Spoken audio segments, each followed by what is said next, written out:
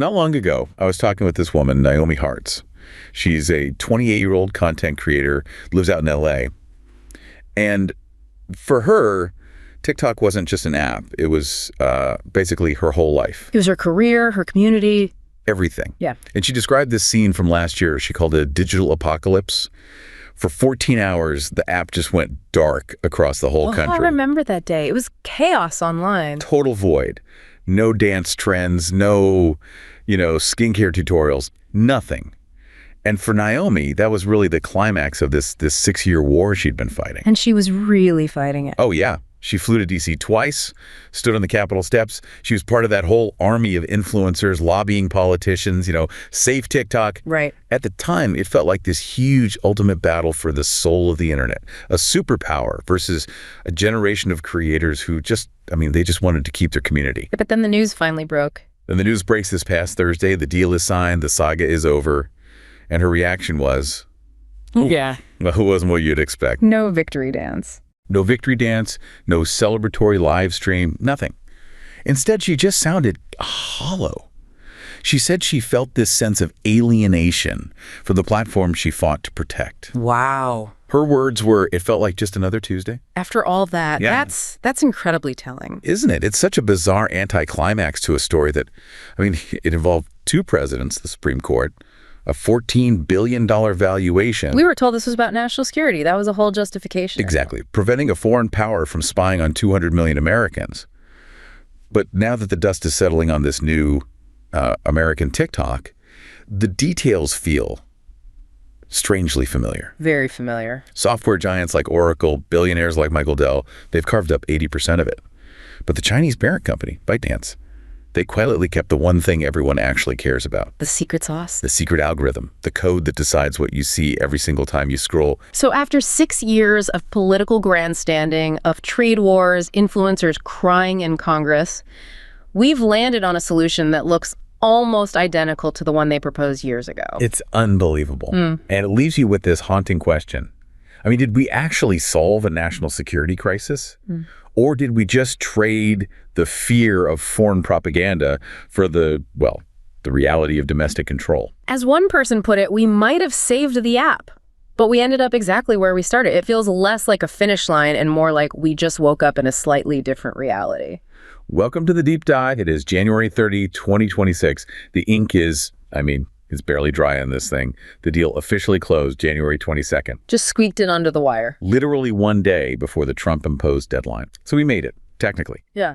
But I have to be honest with you, looking at the details of this deal, technically is doing a whole lot of heavy lifting. Technically is the only thing keeping the servers on right now. So today, our mission is to really unpack why this so-called victory feels so hollow for people like Naomi and frankly for me too. We're going to look at the messy machinery of how the U.S. government battled Chinese state capacity. And we have to get into the reality of this secret algorithm that everyone is so obsessed with. Absolutely. And ultimately, we have to talk about the fracturing of the global internet. Yeah. Because the deal, it isn't just about a dancing app anymore. No, not at all. It's about the architecture of the 21st century. Before we get into all the heavy geopolitics, I really want to set the scene of how we got here. Because the journey itself explains the destination. I want to share a perspective from someone who was, inside the machine. Okay. There's a policy staffer I know in Washington. We'll just call him Mark. And Mark has been buried in what they called the TikTok war room since the very first executive orders were drafted way back in the first Trump administration. So he's seen the whole thing, start to finish. The whole ugly saga. And he told me this story about a specific night in late 2024 that I think just captures the essence of this failure or success, depending on your perspective. What happened? He described sitting in a windowless conference room in the Eisenhower Executive Office building. It's 3 a.m. The table is just covered in stale takeout containers, legal briefs, the scene. I can picture it.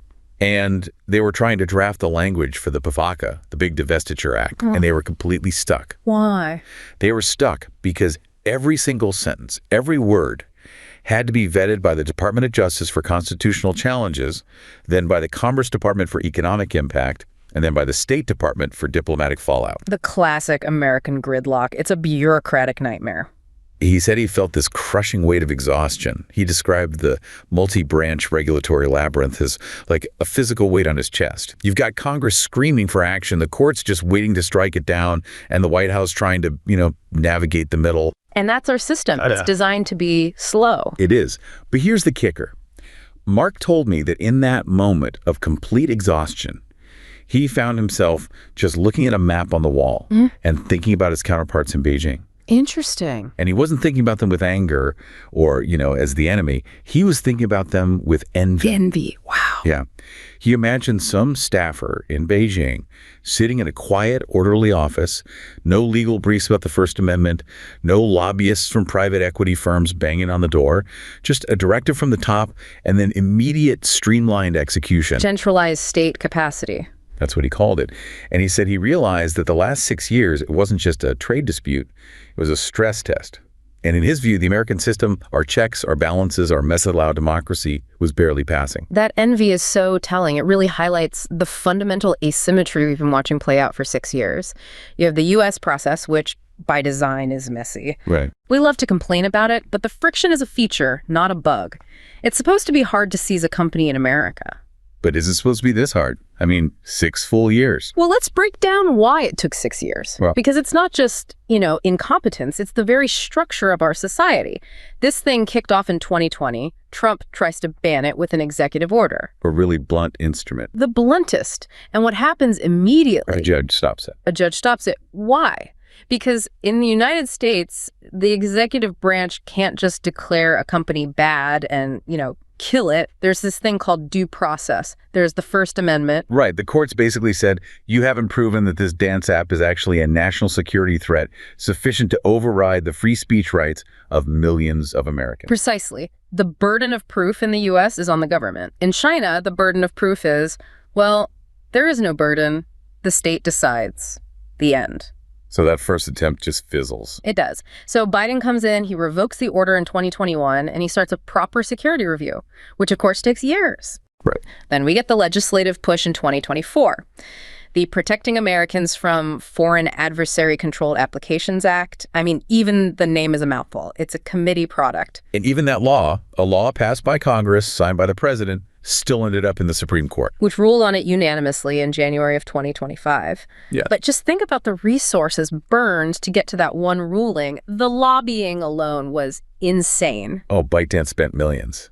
Tens of millions. And you had influencers like Naomi Hartz literally crying on the steps of the Capitol. This is the American political machine at work. It's responsive to pressure. It allows for dissent. It demands a level of legal rigor that just doesn't exist elsewhere. And it's also driven by this gravitational pull of free market ideology. I think that's a huge part of the friction Mark was feeling in that war room. Absolutely. We generally don't like the government coming in and saying, you, private company, must sell to this other private company. It feels, un-American. It creates a real cognitive dissonance. The U.S. has, for decades, preferred light touch regulation. We struggle with heavy-handed industrial policy. Seizing a company or forcing a divestiture is an extreme measure in the American context. It goes against the grain. Totally. It goes against the grain of how we view property rights, free enterprise. So every single step of the way, the system was resisting itself. We were fighting our own values to fight China. So now let's pivot. Let's look at the other side of Mark's envy, the Chinese response. Because while we were, drowning in our own legal briefs and constitutional debates, Beijing was making moves that were surgical. It's night and day. It really is. In China, you have what they call the new whole nation system. That's their term for it. What does that actually mean in practice? It sounds like a buzzword. It means mobilizing all national resources, public and private, to achieve a single strategic goal. It means the separation between a private company like ByteDance and the state is porous at best. It's practically non-existent when it matters. So the Chinese Communist Party can just direct ByteDance to prioritize the national interest over, say, shareholder profit. And they just have to do it. Instantly. If Beijing says, do not sell the algorithm, ByteDance doesn't sue Beijing in a Chinese court. They don't hire lobbyists to protest. They just say, okay. They didn't have to worry about a Beijing district court blocking their export controls. Not at all. And this is a crucial point that I think often gets missed in all the noise and the headlines.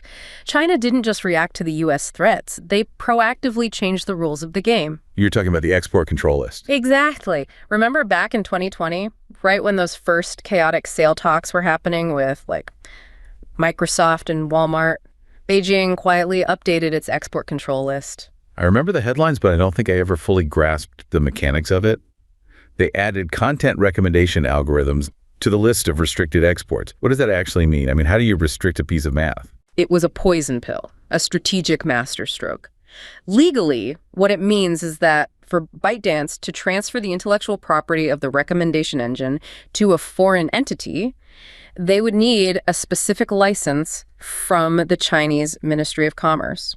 So they were treating the code. They treated the code just like we treat missile guidance systems or advanced centrifuges. So they elevated a For You page algorithm to the level of weapons-grade technology. Precisely. And by doing that, they effectively froze the negotiations. They drew a line in the sand. They said, sure, Washington, you can force our company to sell the office furniture. You can make them sell the user data, the brand name, the servers, but the brain, the logic, that belongs to China. Yeah. And they were never, ever going to grant that license. So they were the ones who first separated the asset.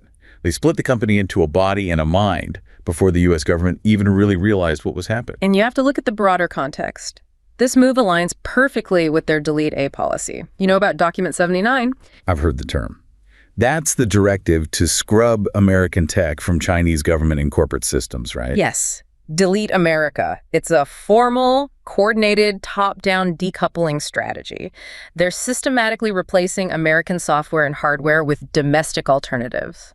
The U.S. struggles to replicate that kind of coordination because, well, we have Congress fighting the White House, the courts fighting Congress, and companies like Oracle lobbying everyone in between. Your friend Mark was right to be envious of the speed, even if the implications are kind of terrifying. The efficiency is undeniable. So because of this fundamental clash, the messy, slow U.S. process pushing for a full sale, and the centralized, swift Chinese refusal to sell the code, we end up with this compromise, this result-oriented outcome. It is the definition of a negotiated settlement, a stalemate, really. The U.S. couldn't force a full sale of the intellectual property because Beijing blocked it. Beijing couldn't keep full ownership of the U.S. operations because Washington blocked it. So we get this Frankenstein's monster of a corporate structure. We do. Let's actually break down who owns this thing now. Because reading the list, it sounds like a who's who of American capital and tech. It's officially called TikTok USDS Joint Venture LLC, a very bureaucratic name. And the ownership split is 80.1% American-led and 19.9% ByteDance. Let's pause on that American side first. Who are the new landlords of TikTok? Well, you've got Oracle, of course, led by Larry Ellison, who has been chasing this deal for years. They're not just the cloud provider now, they're a major equity holder. Right, they're providing Project Texas. Then you've got Silver Lake, a massive private equity firm with really deep ties to the tech world. You've got the Dell family office, so Muggle Dell is putting his personal fortune into the mix. And you have MGX. That's the Abu Dhabi firm, is that right? Correct. MGX is an investment vehicle from the UAE specifically focused on AI and advanced tech. Their inclusion is pretty interesting because it brings in that sort of neutral third-party capital, but they are very heavily aligned with U.S. tech interests these days. So the billionaires and the big investment funds are happy. They get to own a piece of the most addictive app in history. But I want to go back to that 19.9% figure for ByteDance. It seems incredibly specific. Why not 20%? Why not say 15%? It is surgically specific. Yeah. It's designed to be exactly 1 decimal point under the 20% threshold that was set by the PFACA law. Oh, yeah. The law explicitly states that if a foreign adversary owns 20% or more of a controlling stake, the application is subject to a ban. So ByteDance held on to the absolute maximum amount of equity they legally could without triggering the kill switch. That feels, I don't know, cynical. It feels like gaming the system. It's business. Yeah. It's just smart legal maneuvering. Yeah. And it allows ByteDance to retain a really significant economic interest. I mean, 19.9% of a $14 billion valuation is still billions and billions of dollars. They are not walking away from this empty-handed. It just feels like a corporate merger. It just feels like a national security clean slate, which is what we were promised. Because it isn't a clean slate. It's a messy, tangled, complicated corporate structure born out of a messy, tangled, complicated political process. We forced a change in who owns the shares, but as we're about to discuss, that is a very, very different thing from changing how the thing actually works. And that brings us right to the thing itself, the ghost in the machine. Because all this talk about shares and LLCs and ownership percentages, it kind of misses the point of what TikTok actually is. Right. It's not a building. It's not even really the brand. It's the code. The code is the product. The algorithm is the company. I want to take us to Beijing for a minute. I heard this story about an engineer, we'll call him Wei, who works at the ByteDance headquarters in Haidian. He's been there for 6 years, working on recommendation architecture from the beginning. One of the architects. One of the original architects. Yeah. For him, the algorithm isn't just a corporate asset. He called it a living architecture of human behavior. He described it as a mirror that learns to reflect what you want before you even know you want it. That's a beautiful, if slightly creepy way to put it. It is. And when the news broke on Thursday that the deal was signed, that the U.S. business was officially sold, Wei didn't feel defeated. He told my source he felt vindicated. Vindicated. Why? Because while the physical office buildings in Los Angeles and the servers in Virginia were being legally severed and handed over to Oracle, the intellectual output, the actual logic that he spent 6 years writing, remained anchored to his keyboard in Beijing. So the shell was sold. Exactly. He said he felt like he was watching a modern ghost story. The U.S. bought the body, but the soul stayed in Beijing. That is the perfect analogy. And it's not just, a poetic way of looking at it. It's legally and technically accurate. The new U.S. entity, TikTok USDS, licenses the algorithm from ByteDance. Okay, I need you to explain this to me like I'm 5 years old. We went through 6 years of hell to force them to sell the company, to stop them from having influence. But the new all-American company still has to rent the core technology from the very people we were afraid of. How does that make any sense? Think of it like a McDonald's franchise. It's the best analogy I've heard. If you buy a McDonald's restaurant in, say, Cleveland, you own the building. You own the deep fryers. You hire and pay the staff. You keep the profit from every Big Mac you sell. But do you know the recipe for the Big Mac sauce? No, of course not. It's a secret. They send it to me in these giant bags. Exactly. McDonald's headquarters sends you the sauce. You just apply it. If customer tastes change and the sauce needs to be sweeter, HQ changes the recipe and they start sending you new bags. You don't get to go into the lab and change the chemical composition of the sauce. So you're saying the U.S. consortium, Oracle, Dell, all of them, they just bought the franchise. They bought the world's most profitable franchise. But ByteDance is still HQ. They still hold the recipe for the sauce, which in this case is the recommendation code. But isn't that inherently dangerous? If they're the ones sending the sauce, can they, poison it? Can't they change the recipe to make us all sick? Or in this case, change the code to push divisive content or propaganda? That is the multi-billion-dollar question. And the answer is maybe. Licensing implies dependency. It's an ongoing relationship. Software isn't static. It's not a book you print once and it's done. It breaks, it evolves, it needs updates, bug fixes, security patches. And who writes those batches? Wait, the engineer in Haidian or his team. So there's a potential backdoor just by the very nature of how software maintenance works. Potentially, yes.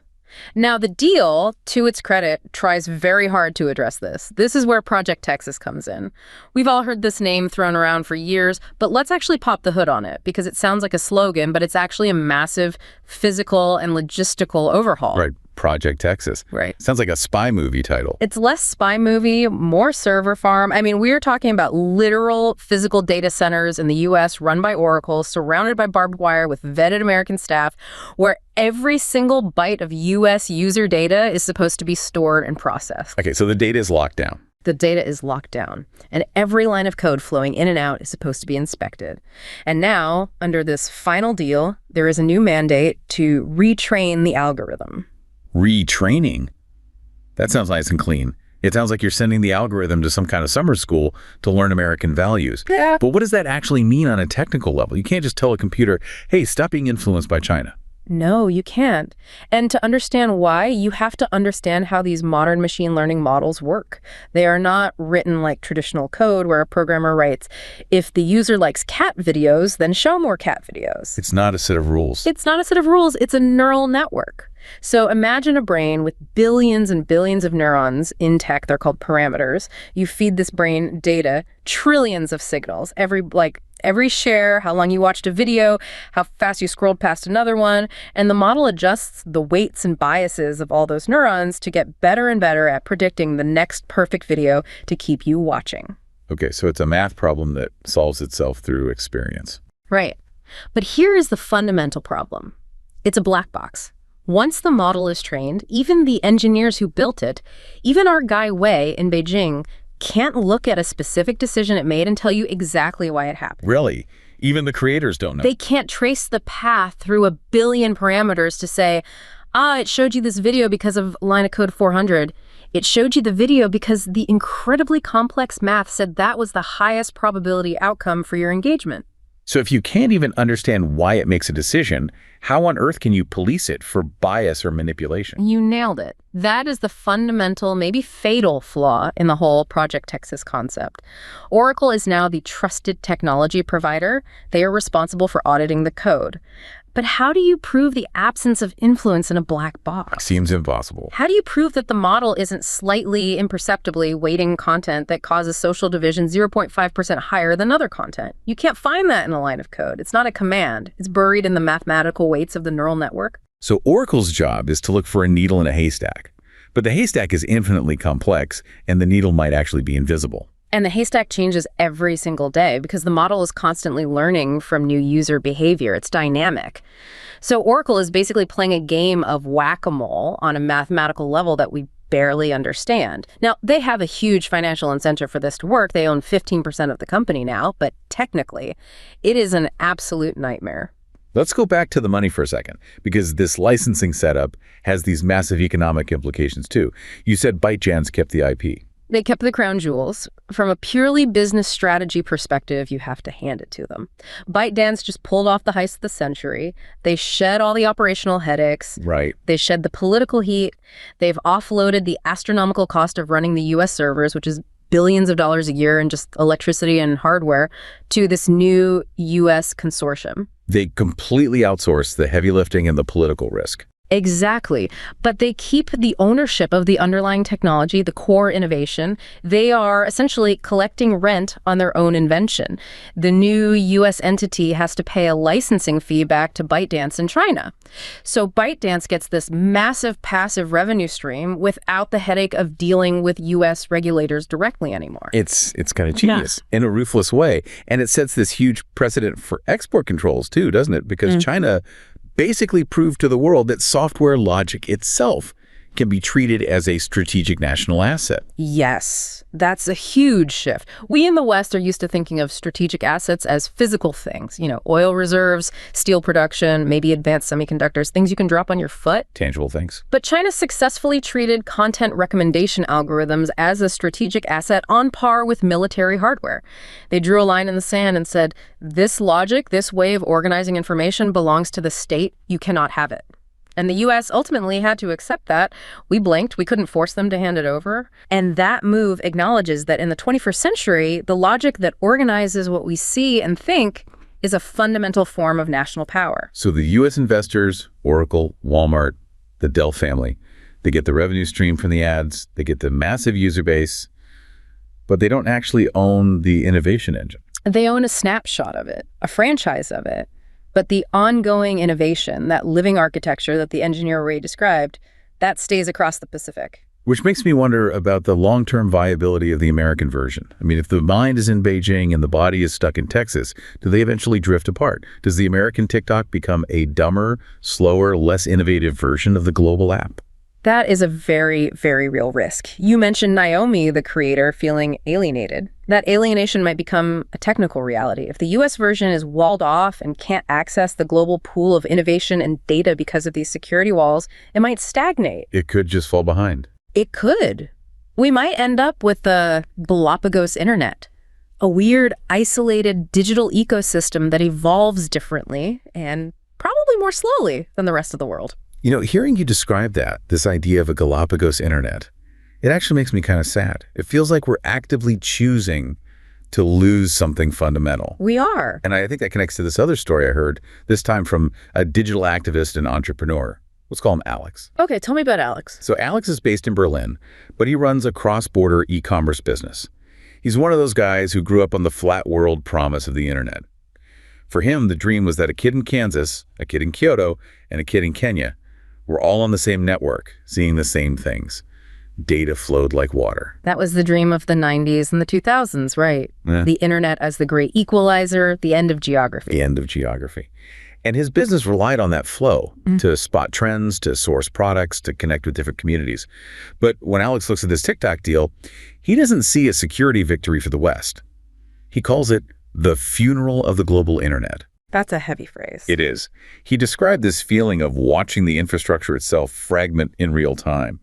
He said data that once flowed freely is now being deliberately dammed up by this new idea of digital sovereignty. He said he feels like the internet is becoming just a collection of fortified islands, and there's a real grief in his voice when he talks about it. The sadness of realizing that we're choosing to live in these guarded digital silos. That term he used, digital sovereignty, that is the buzzword of this decade. And Alex is feeling the sharp edge of it. Can we really define that? Because you hear politicians say it all the time, but what does digital sovereignty actually mean for a guy like Alex trying to run a business? Simply put, digital sovereignty is the state reasserting control.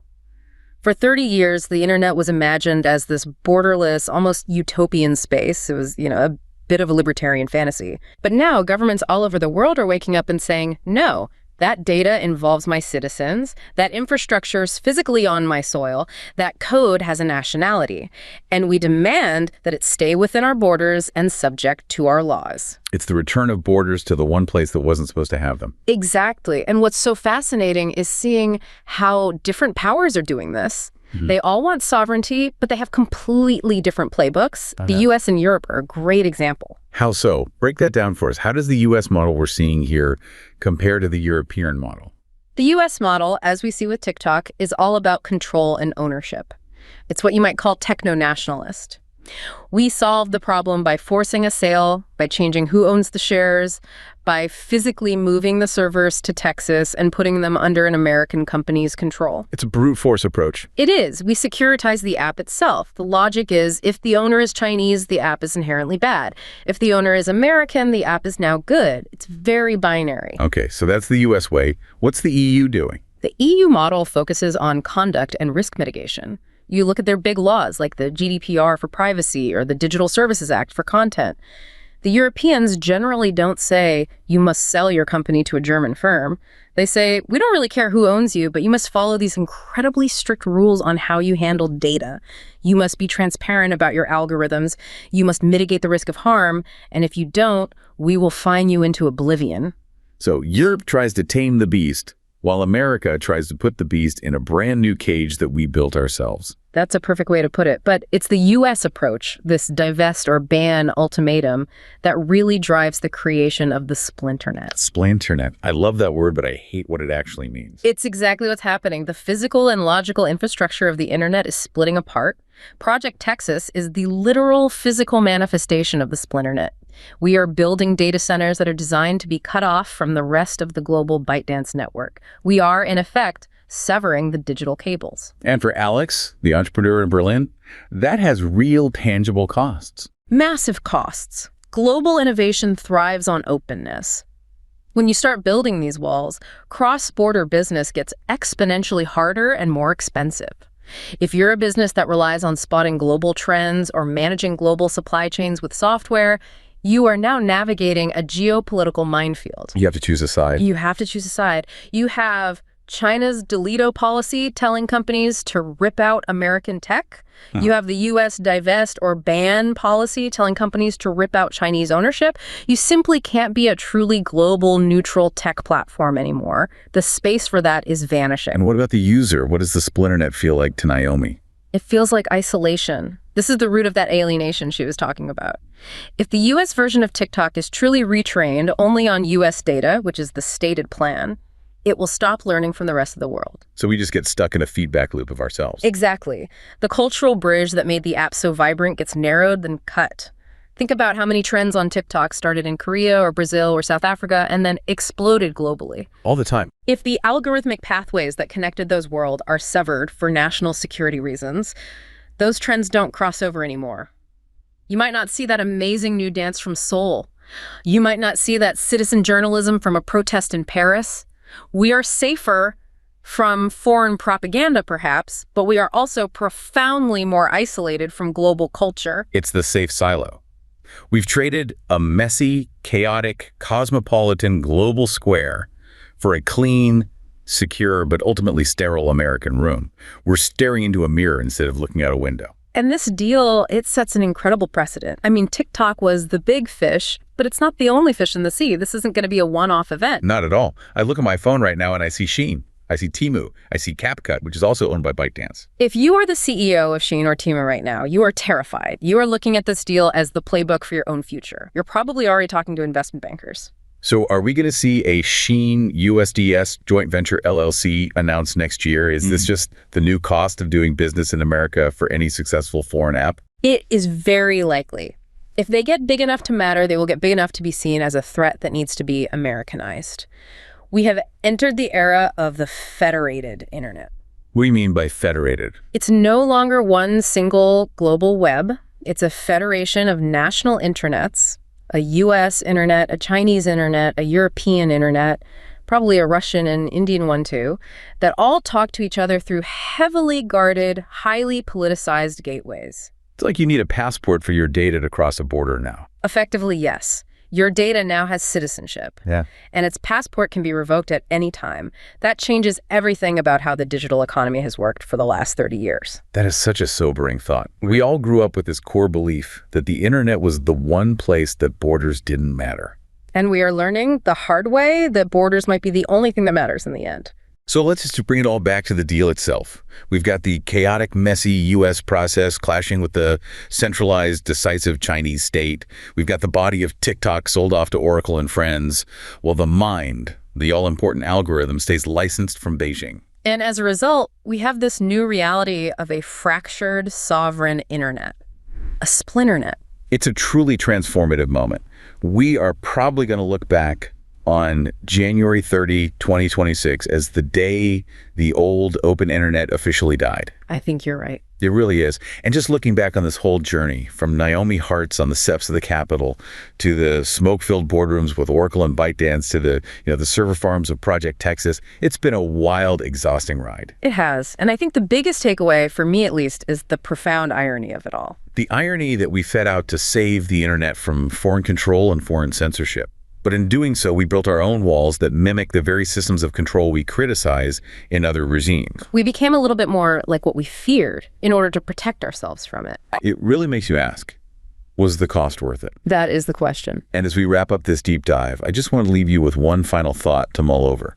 We spent 6 years and billions of dollars to build a digital wall around America. We called it a victory for national security. But looking at the new American-owned, locally hosted TikTok, you have to wonder if we actually fixed the problem or if we just made it American. We traded the fear of what a foreign power might do for the certainty of what our own borders will do. Keep us safe, keep us separate, and keep us exactly where we started, just a little more alone.